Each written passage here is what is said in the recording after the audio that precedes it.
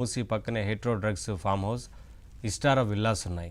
ఒక్కో విల్లా ఖరీదు 12 నుంచి 20 కోట్ల రూపాయలు ఉంటుంది. అక్కడే 1000 కోట్లకు పైగా విలువ చేసే ఒక 10 ఎకరాల ప్రభుత్వ భూమికి ఏపీకి చెందిన వైసీపీ మాజీ ఎమ్మెల్యే బ్రహ్మనాయుడు ఎసరు పెట్టే ప్రయత్నం చేశారు. గండిపేట గ్రామానికే చెందిన కొంతమంది ఆ భూమిపై హక్కును సృష్టించుకునే ప్రయత్నం చేయగా హైకోర్టులో విఫలమైన తర్వాత వారికి ఆ భూమి రెగ్యులరైజ్ అయినట్లుగా నకిలీ జీవోలు సృష్టించి కాజేసే ప్రయత్నం చేశారు. స్థానిక ఎంఆర్ఓ అప్రమత్తమై సైబరాబాద్ పోలీసులకు ఫిర్యాదు చేయడంతో మొత్తం వ్యవహారం వెలుగులోకి వచ్చింది.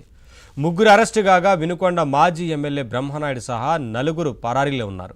సంచలన భూ కుంభకోణంపై షేర్లింగంపల్లి డీసీపీ చింతమనేని శ్రీనివాస్ మీడియాకు వివరాలు వెల్లడించారు. గండిపేట రెవెన్యూ పరిధిలోని సర్వే 18లో సర్వే నంబర్ మొత్తం 104.25 ఎకరాలు ఉండగా అందులో సుమారు 9.28 ఎకరాలకు గండిపేటకు చెందిన 5 తమకు క్రమబద్ధీకరించారంటూ నకిలీ జీవోలు సృష్టించి వాటిని సోషల్ మీడియా వాట్సాప్ గ్రూపుల్లో ప్రచారం చేసుకున్నారు.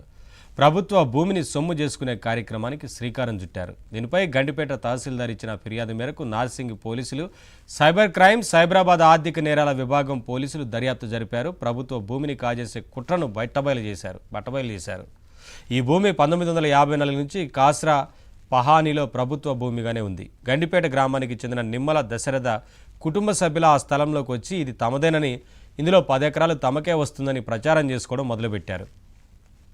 రెవెన్యూ అధికారులు వారిని ఖాళీ చేయించే ప్రయత్నాలు చేశారు. 2012లో నిమ్మల దశరథ కుటుంబ సభ్యులు హైకోర్టులో ఒక రిట్ పిటిషన్ వేశారు. రిట్ పెండింగ్లో ఉండగానే రుద్రరాజు రామకృష్ణరాజు అనే వ్యక్తికి అగ్రిమెంట్ చేశారు. రుద్రరాజు సునీల్ అనే వ్యక్తిని విజయవాడ నుంచి తీసుకొచ్చి ఆ భూమిలో ఒక గదిని నిర్మించి అందులో ఉంచారు. రుద్రరాజు రామకృష్ణరాజు ఆ భూమిని సొంతం చేసుకోలేనని అర్థమై వదిలేసి వెళ్ళిపోయాడు. దీంతో అప్పటికే ఆ భూమిలోని ఓ గదిలో ఉంటున్న సునీల్నే నిమ్మల కుటుంబ సభ్యులు కొనసాగించారు. హైకోర్టు నిమ్మల కుటుంబం రిట్ పిటిషన్ను 6వ తేదీ 10వ నెల 2025లో కొట్టేసింది. ప్రభుత్వ భూమిగానే పరిగణించింది. 23న తహసీల్దార్ ఫిర్యాదుతో ప్రభుత్వ పోరంబోకు భూమిని ప్రైవేటు వ్యక్తుల పేరిట క్రమబద్ధీకరించినట్లు నకిలీ జీవోలు సృష్టించి వాట్సాప్ గ్రూపులు, సోషల్ మీడియా వేదికల ద్వారా ప్రచారం చేస్తుండడంతో గండిపేట మండల తహసీల్దార్ శ్రీనివాసరెడ్డి ఈ నెల 23న నార్సింగి పోలీసులకు ఫిర్యాదు చేశారు. ఇక్కడ కేసు నమోదైంది. కోర్టు నుంచి సెర్చ్ వారెంట్ పొందిన పోలీసులు గండిపేట గ్రామానికి చెందిన నిమ్మల వేణుగోపాల్, నిమ్మల రామస్వామి, నిమ్మల రాజేష్ ఇళ్లలో సోదాలు నిర్వహించారు.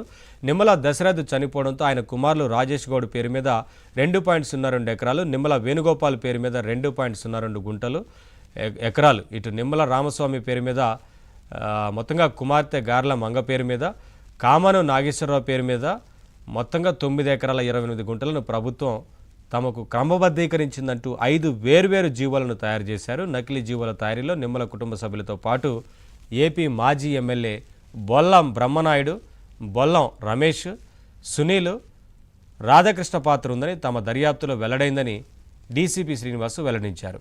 మొత్తంగా బొల్ల రమేష్, బ్రహ్మనాయుడు భూమి కొనుగోలుదారులు, ఇన్వెస్టర్లుగా వ్యవహరించగా సునీల్, రాధాకృష్ణలు అక్రమ భూ లావాదేవీలకు మధ్యవర్తిత్వం చేసినట్లుగా దర్యాప్తులో తేలిందని డీసీపీ పేర్కొన్నారు. ఇది ఈ కేసుకు సంబంధించి పూర్తిగా డీసీపీ వెల్లడించిన వివరాలు. సో ఏపీకి సంబంధించి ఆ మాజీ ఎమ్మెల్యే మొత్తంగా ఇక్కడ కీలకంగా వ్యవహరించారన్నది కనిపిస్తూ ఉంది. ఇదే అంశానికి సంబంధించి వాటి డిబేట్లో మాట్లాడదాం. డిబేట్లో పాల్గొంటున్నారు టీడీపీ లీడర్ విజయ్ కిరణ్ గారు, అనలిస్ట్ శ్రీలీల గారు, బీజేపీ లీడర్ కాసరగడ్డ నాగార్జున గారు. అందరికీ నమస్కారం అండి, వెల్కమ్. ముందుగా నాగార్జున గారు మీతో ప్రారంభిస్తాను.